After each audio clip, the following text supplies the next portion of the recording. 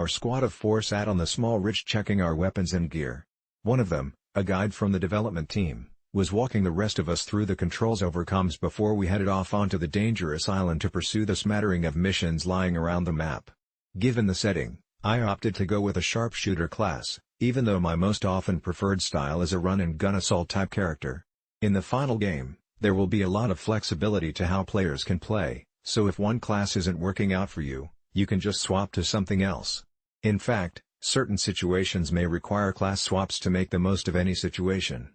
One thing quickly became apparent as we headed off to rescue a scientist from a captured drone factory. This world is better handled with a friend or 3.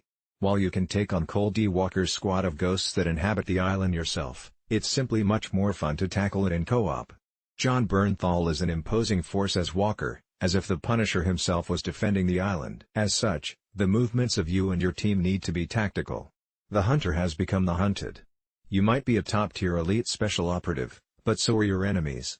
The other thing we had to pay attention to were some survival elements. Injuries play a big part in the gameplay, so if you've got a bad leg, you'll have a tough time walking. An injured arm will impact your aim. You're vulnerable while applying first aid, so it's a tactical decision for when and how to retreat and heal. Fight through the injuries or heal up? Risk it right on the battlefield, or fall back to a safer spot? It's a risk and reward system that makes the moment-to-moment gameplay feel like it actually means something. While we didn't see much of terrain in play, apparently the island's unique topography will also play a role. Steep hills can cause you to gain momentum and roll, injuring yourself if you aren't careful. Once we'd used our drones to scout the compound, we messily took down the guards around the area. This was a research facility, not a military compound, so it wasn't nearly as messy as it could have been. Don't worry. Our squad caused quite the mess at the military compound we visited next, just to prove we could. Once the guards were down, we were able to talk to the scientist and initiate a cutscene showing Cole D. Walker's connection to the characters in the story.